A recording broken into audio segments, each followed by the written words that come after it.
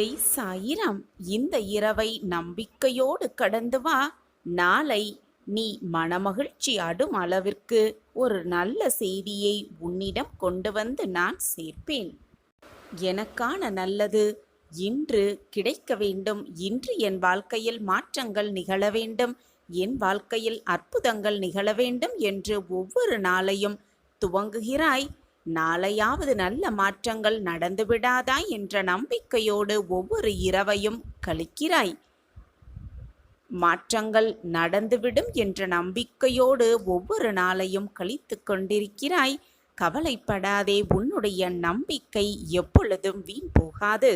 உனக்கான மாற்றங்களும் அற்புதங்களும் என்னிடம் இருந்து கொண்டுதான் இருக்கிறது. அதை பெறுவதற்கு நீ சில விஷயங்களை கடைப்பிடித்தாக வேண்டும். என் வாழ்க்கையில் மாற்றங்கள் வரும் என்ற நல்ல எண்ணத்தை உன் மனதில் முதலில் பதிய வைத்து கொள்ள வேண்டும். நம்பிக்கையோடு இருக்க வேண்டும். இந்த மாற்றங்களை உன் மனதில் நீ பதிய வைத்து கொண்டால் உனக்கான மாற்றங்களை நான் உன்னிடம் கொண்டு வந்து சேர்ப்பேன். சாயப்பாயிருக்க உனக்கு ஏன் மனக்கவலை? நாம் நினைத்ததை அடைவதற்கு, அடைந்தே தீருவதற்கு 2 தகுதிகள் மிக மிக அவசியம் என்பதை உணர்த்துவதாக இந்த கதை அமைந்துள்ளது. இந்த கதையை கேட்டுவிட்டு நாம் நினைத்ததை அடைந்து விடலாம், அடைந்தே விடலாம். ஒரு குருவை பார்ப்பதற்காக ஒரு சீடன் ஒருவன் வந்தான். அவன் வில் வித்தைகளை பயிற்சி பெற்று போர்க்களத்திலேயே மிக சிறந்த வீரனாக ஆக வேண்டும் என்ற எண்ணத்தோடு, தீராத ஆசையோடு, நினைத்ததை அடைவதற்கு எல்லா தகுதிகளையும் எடுத்துக்கொண்டு அந்த குருவை நோக்கி வந்தான் அந்த சீடன். குரு தியானத்தில் இருந்தார். அவரை தியானத்திலிருந்து கலைக்காமல் அவர் தியானம் முழுமை பெற்று அவர் கண் திறக்கும் பொழுது அவரிடம் பேசலாம் என்று மௌனமாக அவர் அருகில் வந்து நின்றான் அந்த இளைஞன். யாரோ ஒருவர் நம் அருகில் நிற்கிறாய் என்பதை உணர்ந்து கொண்ட அந்த குரு மெதுவாக கண்களை திறந்து பார்த்தார். அப்போது அவன் அருகில் ஒரு இளைஞன் நின்றிருப்பதை கவனித்தார் குரு. என்ன வேண்டும் உனக்கு என்று கேட்டார் அந்த குரு. உடனே இளைஞன், நான் வில் வித்தைகளை தங்களிடம் பயின்று போர்க்களத்தில் மிக சிறந்த வீரனாக ஆக்க வேண்டும் என்ற எண்ணத்தில்தான் நான் உங்களிடம் கல்வி கற்க வந்திருக்கிறேன். என்னை தாங்கள் சீடனாக ஏற்றுக்கொண்டு வில் வித்தைகளை கற்றுக்கொண்டு அதிலுள்ள நுணுக்கங்களை எனக்கு தெரிவித்து நான் மிக சிறந்த வீரனாக என்னை ஆக்க வேண்டும் குருவே என்று பணிவன்போடு அந்த குருவிடம் கேட்டுக்கொண்டான் வந்த இளைஞன். குரு அனைத்தையும் கேட்டுவிட்டு அவனிடம் எந்த பதிலும் கூறாமல் மீண்டும் தியானத்திற்கு ஆழ்ந்துவிட்டார். அந்த இளைஞனும் மௌனமாக அமைதியாக அவர் தியானம் இருக்கும் வரை காத்து கொண்டிருக்கலாம் என்று அவர் அருகிலேயே நின்று கொண்டிருந்தார். நீண்ட நேரமாகியும் அவர் தியானத்திலிருந்து விழிக்கவே இல்லை. பல நாள் கழித்து மீண்டும் அவர் தியானத்திலிருந்து கண் விழித்தார். அப்பொழுதும் அந்த இளைஞன் அங்கேயே நின்று கொண்டிருந்தார். மேலும் எதுவுமே அந்த குரு அவனிடம் பேசாமல் அவர் நடந்து போய் தன்னுடைய பக்கத்தில் இருக்கும் குடிலுக்குள் சென்று விட்டார். மீண்டும் அந்த இளைஞன் அங்கேயே நின்று கொண்டிருந்தான். சிறிது நேரம் கழித்து தன்னுடைய குடிலிருந்து வெளியே வந்த அந்த குரு அந்த இளைஞனை பார்த்து, நீ இன்னும் இங்குதான் நின்று கொண்டிருக்கிறாயா? உனக்கு வில் வித்தை கற்றுக்கொள்ள வேண்டும் என்ற ஆசை இருக்கிறது என்பது எனக்கு புரிகிறது. போர்க்களத்தில் மிக சிறந்த வீரனாக ஆக்க வேண்டும் என்ற எண்ணமும் உன்னிடம் இருக்கிறது. ஆனால் அந்த கலைகளை கற்றுக்கொள்ள சிறிது காலமாகும். அதற்கு அந்த இளைஞன், எவ்வளவு காலமானாலும் பரவாயில்லை, நான் அந்த வில் வித்தைகளை தங்களிடம் இருந்து கற்றுக்கொள்ள வேண்டும் என்று கூறினான். உடனே அந்த குரு, உன்னுடைய காலத்தில் பல காலங்கள், உன் வாழ்நாளில் பாதி காலத்தை நீ கழித்தாக வேண்டும் என்று கூறினார். மீண்டும் அந்த இளைஞன், என் வாழ்நாளை முழுவதுமாக கழித்தாலும் கூட பரவாயில்லை, தாங்கள் எனக்கு வில் வித்தையை கற்றுக் கொடுக்க வேண்டும் என்று மீண்டும் பணிவன்போடு கேட்டுக்கொண்டான். உடனே அந்த குரு, சரி, நான் உனக்கு வில் வித்தைகளை கற்றுக் கொடுக்கிறேன். அதற்கு முன்பாக நீ என்னுடைய ஆசிரமத்தில் தங்கிக் கொண்டு இங்கிருந்த வேலைகளை கவனித்து கொண்டு எனக்கு என்னென்ன தேவைகளோ அதை நிறைவேற்றி கொண்டே வா. நான் உனக்கு வில் வித்தைகளை கற்றுத்தருவதற்கான சரியான நேரம் வரும் வரை காத்திரு என்று கூறினாராம். அப்படி கூறிவிட்டு மீண்டும் தியான நிலைக்கு சென்று விட்டாராம் அந்த குரு. அந்த இளைஞனும் குரு சொன்னது போலவே அந்த ஆசிரமத்திலேயே தங்கி அங்கிருந்த வேலைகளை கவனித்து கொண்டிருந்தான். பல நாட்கள் சென்றது. குருவும் தியான நிலையிலேயே இருந்தார். அவருக்கு எந்த வில்வித்தையும் கற்றுக் கொடுத்ததாகவே தெரியவில்லை. அவனும் அங்கிருந்த வேலைகளை சற்றும் முகம் சுளிக்காமல் அனைத்து வேலைகளையும் குருவுக்காக அனைத்தையும் செய்து கொண்டிருந்தான். பல காலம் கழித்து கண்விழித்த அந்த குரு அவனை அழைத்து, இளைஞனே, நான் வைத்த அத்தனை பரீட்சைகளையும் நீ வெற்றி பெற்றுவிட்டாய். இதோ உனக்கான வில் வித்தைகளை கற்றுத்தர நீ தகுதியும் ஆகிவிட்டாய். நான் இப்பொழுது அனைத்து வித்தைகளையும் உனக்கு கற்றுத்தரப் போகிறேன் என்று கூறினார். நீ அனைத்து வில் வித்தைகளையும் கற்றுக்கொண்டு போர்க்களத்தில் மிக சிறந்த வீரனாக மாறுவாய் என்று கூறினாராம் அந்த குரு. அந்த இளைஞனுக்கோ எதுவுமே புரியவில்லை.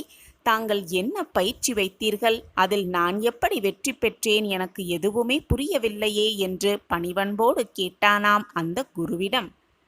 உடனே அந்த குரு அதற்கு பதிலும் கூறினாராம். நினைத்ததை அடைவதற்கு, நினைத்ததை அடைந்தே தீருவதற்கு 2 விஷயம் மிக மிக முக்கியம். ஒன்று பொறுமை, மற்றொன்று தன்னம்பிக்கை, விடாமுயற்சி. நான் நினைத்ததை அடைந்தே தீர வேண்டும் என்ற வைராக்கியம் மிக மிக முக்கியம். அது 2மே உன்னிடம் அதிகமாகவே இருக்கிறது. பல காலமானாலும் எதை பற்றி மட்டுமே சிந்தனை செய்யாமல் நான் கொடுத்த வேலைகளை செய்து கொண்டே இருந்தாய். உன்னுடைய பொறுமையை பார்த்து நான் மெய்சிலிர்த்து விட்டேன். அதேபோல் நினைத்ததை அடைந்தே தீர வேண்டும், எதுவானாலும் அடைந்தே தீர வேண்டும் என்ற வைராக்கியம் உன்னிடம் அதிகமாகவே இருக்கிறது. இதுதான் நான் உனக்கு வைத்த பரீட்சை என்று கூறினாராம் அந்த குரு. உன்னுடைய வைராக்கியத்தை சோதிப்பதற்காகத்தான் உன் வாழ்நாளில் பல காலம் இந்த வில்வித்தையை கற்றுக்கொள்ள நீ செலவு செய்ய வேண்டும் என்று நான் கூறினேன். ஆனால் நீயோ என் வாழ்நாளையே நான் இங்கேயே கழித்தாலும் பரவாயில்லை, வில்வித்தையை கற்றுக்கொண்டே ஆக வேண்டும் என்ற வைராக்கியத்தோடு இருந்தாய். உன்னுடைய பொறுமையை சோதிப்பதற்காக நீ முதல் நாள் என்னை பார்க்க வந்தபோது நீ என்னிடம் கோரிக்கையை வைத்தும் உடனே நான் பதிலளிக்காமல் மௌனமாக தியானத்திற்கு சென்று விட்டேன். அப்பொழுதும் நீ பொறுமையாக காத்திருந்து என்னிடம் இருந்த பதில் வரும் வரை பொறுமையாக காத்து கொண்டிருந்தாய். உன்னுடைய வைராக்கியத்தையும் பொறுமையையும் பார்ப்பதற்கு நான் வைத்த பயிற்சிதான் இந்த பயிற்சி. நான் வைத்த பயிற்சியில் நீ வென்று விட்டாய். இதோ இன்றிலிருந்தே உனக்கான வில் வித்தை பயிற்சிகளை சொல்லிக் கொடுக்க நான் ஆரம்பிக்கிறேன் என்று அவனுக்கான பயிற்சிகளை சொல்லிக் கொடுக்க ஆரம்பித்தாராம் அந்த குரு. அவனும் சந்தோஷமாக ஆனந்தமாக அதை கற்றுக்கொண்ட முடிவெடுத்து விட்டானாம். நாமும் நாம் நினைத்ததை அடைய வேண்டுமென்றால் நாம் நினைப்பதற்கு என்ன நோக்கம் இருக்க வேண்டுமோ அந்த நோக்கத்தை தெளிவாக வைத்து கொள்ள வேண்டும். அதில் மிக மிக முக்கியம் பொறுமையாக இருக்க வேண்டியதுதான். மிக மிக அதிகமாகவே முக்கியமாக இருக்க வேண்டியது வைராக்கியத்தோடு அதை அடைந்தே தீர வேண்டும் என்ற விடாமுயற்சியோடு போராடிக்கொண்டே இருப்பதுதான்.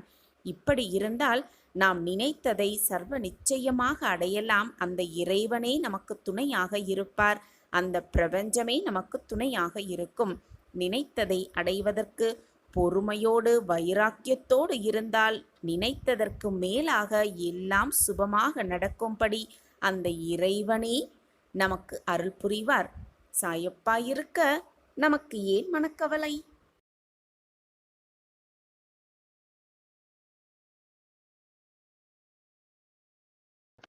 என்னுடைய அறிவுரைகளையும் என்னுடைய வாக்குகளையும் கேட்டுக்கொண்டு அமைதியாக, பொறுமையாக, நம்பிக்கையாக காத்து கொண்டிருந்தாய்தானே? பிள்ளையே, உன்னுடைய கண்ணீர் என் பாதங்களை நினைத்து விட்டது. உன்னுடைய வலியும் வேதனையும் என் மனதை ஆட்டிவிட்டது. என்னுடைய பாதத்தில் சரணடைந்து நீ வைத்த வேண்டுதல்களும் உன்னுடைய பிரார்த்தனையும் நிறைவேறப் போகிறது.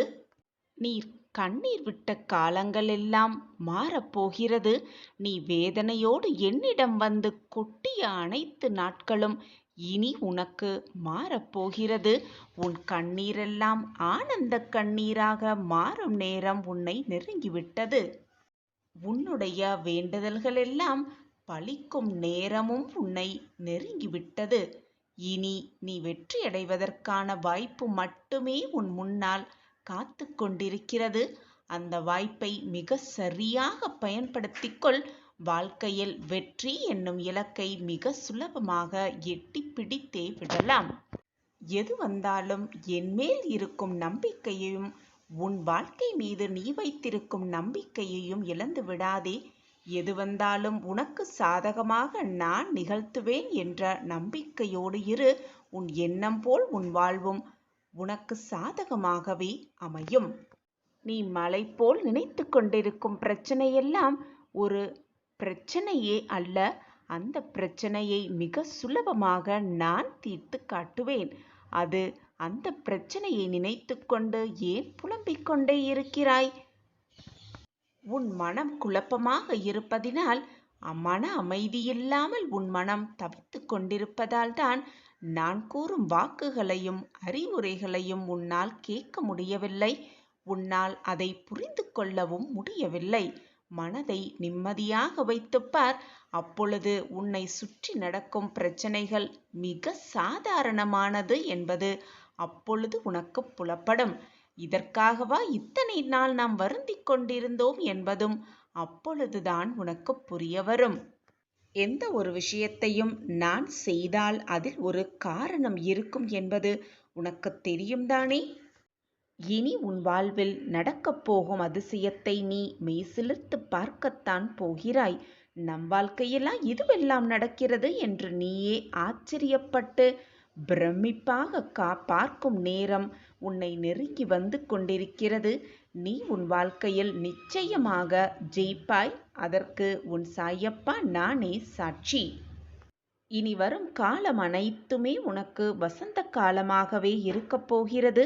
நீ நினைப்பதற்கு மேலாகவே உனக்கு மகிழ்ச்சியையும் சந்தோஷத்தையும் அள்ளி அள்ளி தர உன் சாயி தேவா காத்து கொண்டே இருக்கிறேன். எந்த சந்தோஷம் வாழ்க்கையில் வராதா என்று ஏங்கிக் கொண்டிருந்த அந்த நிகழ்வு உன் வாழ்வில் நடக்கத்தான் போகிறது.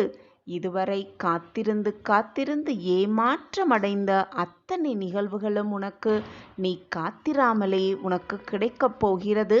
உன் காத்திருப்புக்கான பலன் நிச்சயமாக உனக்கு கிடைக்கும். உன் சாயப்பா எப்பொழுதும் வாக்கு மீறமாட்டேன்.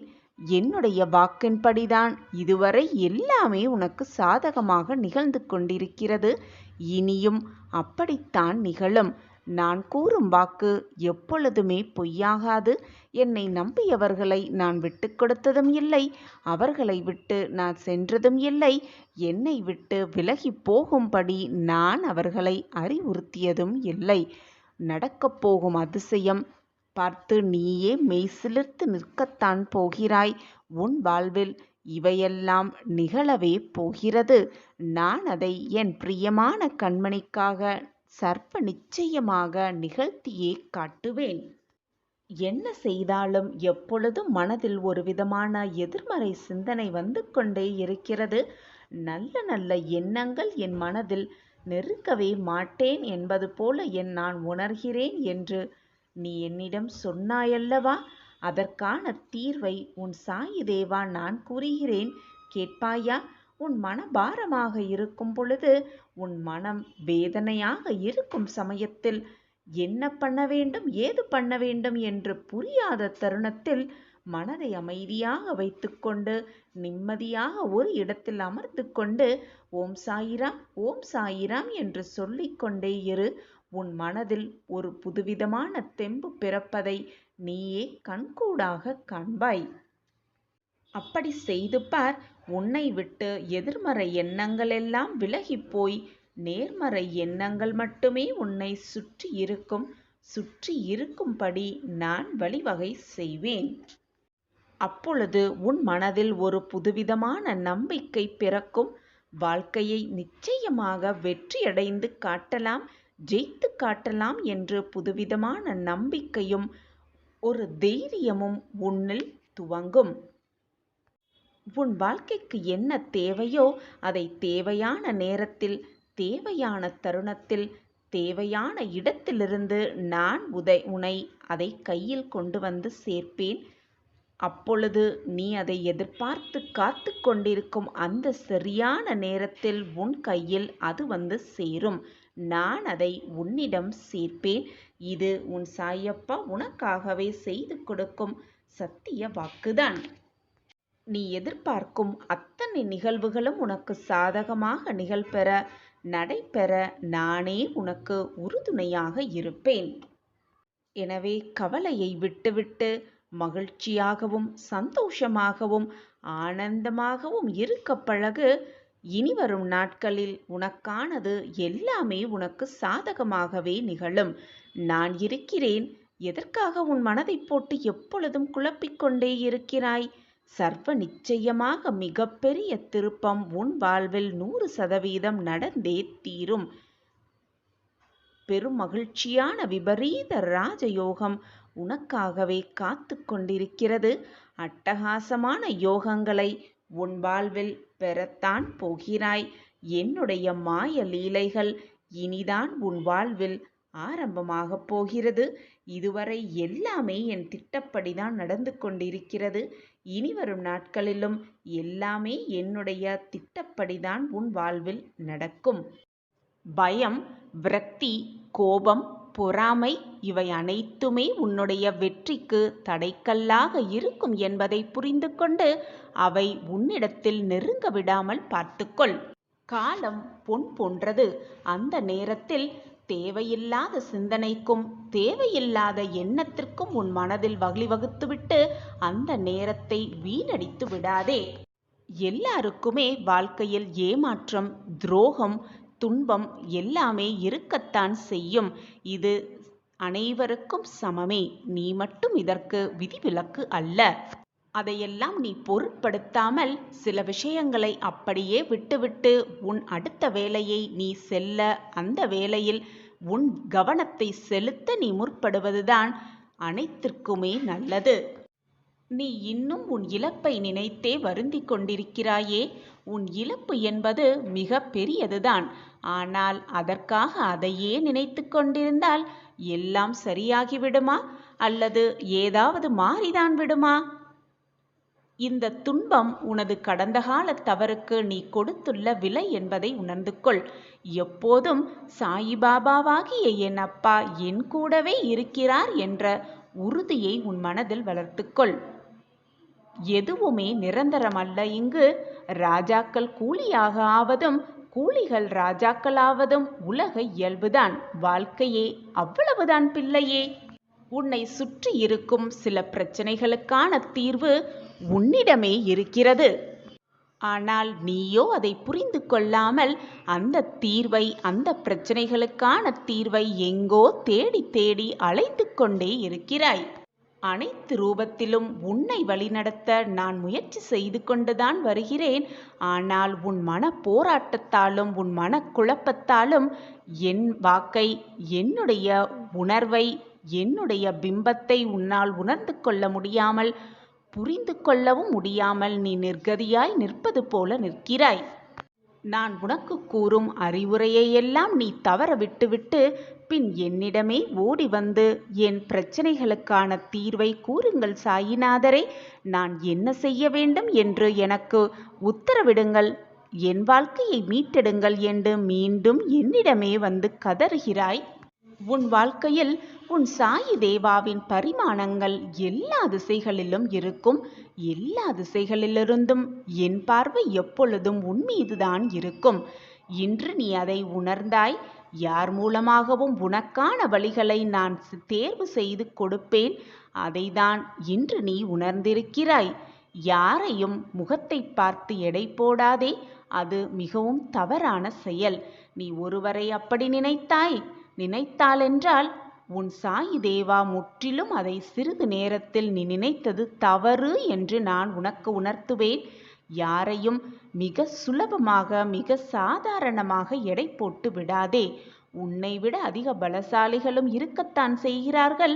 உன்னை விட உன் எண்ணங்களுக்கு மிக குறைவாகவும் இருக்கத்தான் செய்கிறார்கள். உன்னை போல் அனைவரையும் சமமாக எப்பொழுதும் எண்ணி விடாதே.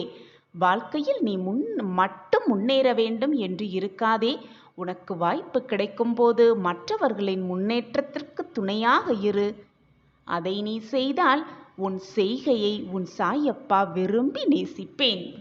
முதலில் உன் துயரங்களை நினைத்து நினைத்து கவலைப்படுவதையும் வேதனைப்படுவதையும் விட்டுவிடு. அப்பொழுதுதான் உன்னை சுற்றி என்ன நடக்கிறது, ஏது நடக்கிறது என்பதை உன்னால் உணர்ந்து கொள்ளவும் முடியும், புரிந்து கொள்ளவும் முடியும். அப்பொழுதுதான் உன் பிரச்சனைகளுக்கான தீர்வை நீ சிந்திக்கவும் முடியும். முடிந்ததை நினைத்து வந்ததை நினைத்து வருந்திக் கொண்டும் கவலைப்பட்டு கொண்டுமே உட்கார்ந்திருந்தால் எதையுமே தீர்க்கவும் முடியாது, சாதிக்கவும் முடியாது. எல்லோருக்குமே கஷ்டம் வரத்தான் செய்யும். அவரவர் செய்த கர்ம வினைகளின்படி அவரவர் கஷ்டத்தை அனுபவித்துதான் ஆக வேண்டும். அவரவர் செய்த பாவ புண்ணியத்தின் கணக்குப்படிதான் இன்பமும் துன்பமும் இந்த ஜென்மத்தில் அனுபவித்து கொண்டிருக்கிறாய். அதை அனுபவித்துதான் ஆக வேண்டும். உன் வாழ்க்கையை மற்றவர் வாழவும் முடியாது, மற்றவர்களின் வாழ்க்கையை உன்னால் வாழவும் முடியாது. அவரவர்க்கு ஒதுக்கப்பட்டது, அவரவர் என்றுக்கு நிர்ணயிக்கப்பட்டது நிச்சயமாக அவரவர்க்கு வந்துதான் சேரும். அனைத்து விஷயங்களிலும் உன்னை காப்பாற்ற, அனைத்து விஷயங்களிலிருந்தும் உன்னை மீட்டெடுக்க நானும் போராடி கொண்டுதான் இருக்கிறேன். கூடிய விரைவில் உன் வாழ்க்கையில் அனைத்து நல்ல நல்ல மாற்றங்களையும் ஏற்படுத்துவேன். இது உன் சாயப்பா உனக்காகவே கொடுக்கும் சத்திய வாக்குதான். நிம்மதியோடு உறங்கு. இதுவரை தூக்கத்தை தொலைத்திருந்த உன் கண்கள், நிம்மதியை துளைத்திருந்த உன் மனது இன்று இரவு இதை கேட்டுவிட்டு நிம்மதியாக உறக்கம் கொள். நாளை விடியல் சர்வ நிச்சயமாக உனக்கானதே. மனதில் பட்டதையெல்லாம் பேசிவிடு, தவறு ஏதும் இல்லை. ஆனால் மற்றவர்களின் மனதை காயப்படுத்துமாறு எந்த ஒரு சொல்லையும் சொல்லிவிடாதே.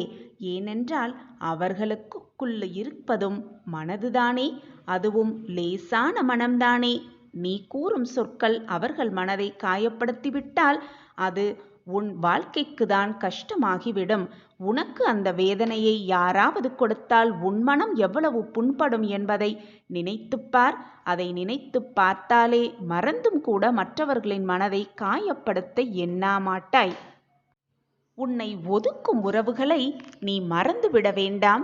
ஏனென்றால் உன் வாழ்வும் நாளை விருட்சமாக வளர்ச்சி பெற்றிருக்கும். அந்த நேரத்தில், அந்த நிமிடத்தில் உன்னை ஒதுக்கிய உறவுகளும் உன்னிடம் வந்து சேர்வார்கள். உன்னுடைய தோல்விக்கு பின்னால் நீ ஒருவர் மட்டுமே இருக்கின்றாய். ஆனால் உன்னுடைய வெற்றிக்கு பின்னால் அனைவருமே இருந்து கொண்டிருக்கிறார்கள் என்பதை தீர்க்கமாக நம்பு. அது மட்டுமல்லாமல் உன் வெற்றிக்கு பின்னால் நீ பெற்ற 1000 வலிகளும் வேதனைகளும் இருக்கத்தான் செய்கிறது. உன்னுடைய மற்றவர்களின் பிரார்த்தனையே நான் நிறைவேற்றி இருக்கும் பொழுது உன் பிரார்த்தனையை நிறைவேற்றாமல் விட்டு விடுவேனா?